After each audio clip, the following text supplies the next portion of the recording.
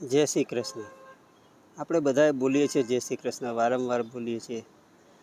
અને આપણે આપણી જિંદગીનો 90%, 95%, 99% ભાગ તો કૃષ્ણના નામે રાસ રમવામાં, ગરબા ગાવામાં જ કાઢી નાખ્યો. શ્રી કૃષ્ણના નામે ગરબા ગાવામાં, રાસ રમવામાં જ 99% લોકોએ જીવનનો 100% ભાગ સમય આપી દીધો. પણ શ્રી કૃષ્ણએ જે સાચો પ્રેમ કોને કહેવાય એ શ્રી કૃષ્ણે શીખવાડ્યું. પણ આપણે ખાલી રાસ રમતા ને ગરબા ગાતા જ શીખ્યા, એનાથી આગળ વધ્યા જ નહીં. સાચા પ્રેમની પરિભાષા શ્રી કૃષ્ણે શીખવાડી અને આપણે એને સમજી જ ના શક્યા.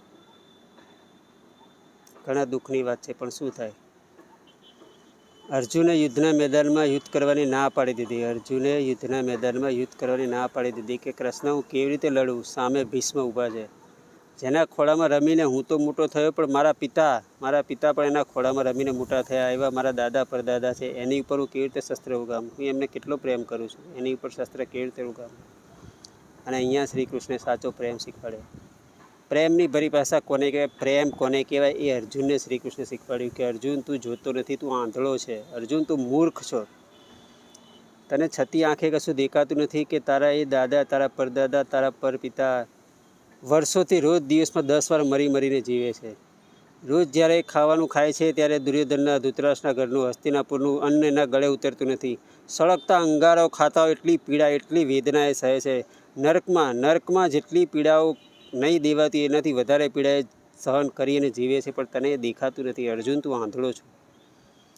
જગતમાં જો કોઈ એને આ નર્કમાંથી, જીવતું નર્કમાં જે હસ્તિનાપુરમાં એ સહન કરી રહ્યા છે વર્ષોથી, એમાંથી એને કોઈ છોડાઈ શકતું હોય તો અર્જુન એ તું છે.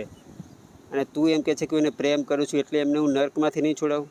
અર્જુન તારી પાસે સમય છે, તારી પાસે મોકો છે, ને તું એવો એક છે અત્યારે કે જે એને નર્કમાંથી છોડાઈ શકે. અને તું એમ કહે છે કે તું એમને પ્રેમ કરે છે એટલે યુદ્ધ નહીં કરે. અર્જુન આ તારો પ્રેમ છે કે પાગલપન છે, વિચાર કર તારી જાતે. પ્રેમની પરિભાષા શ્રી કૃષ્ણ શીખવાડે કે તમારી સામે કોઈ વ્યક્તિ નર્કમાં સબળતો હોય, જીવતો હોય, અને તમે એમ કહો છો કે હું તને પ્રેમ કરું છું પણ હું તને નર્કમાંથી છોડાઈશ નહીં. આ કેવો પ્રેમ છે આપણો? આ કેવો પ્રેમ છે આપણો કે જેને આપણે પ્રેમ કરીએ છીએ એ વ્યક્તિ નર્કમાં પડી હોય અને આપણે એને છોડાવવા માટે કોઈ કોશિશ જ નથી કરતા. અહીંયા શ્રી કૃષ્ણે સાચો પ્રેમ કરતા શીખવાડ્યું અર્જુનને. પણ આપણે ક્યારેય ગીતા ખોલતા જ નથી. સમજવાની વાત તો એક બાજુ રહી, પણ જેને સાચો પ્રેમ શીખવો હોય, સમજવો હોય, એ જરૂર ખોલે છે અને જરૂર વાંચે છે. તો આ જ સાચા પ્રેમની પરિભાષા છે. ખાલી ગળ્યું મીઠું ખાવાનું, મીઠું બોલવાનું, એનું નામ ખાલી પ્રેમ નહીં. પણ ક્યારેક જરૂર પડે તો ફટકારવો પણ પડે.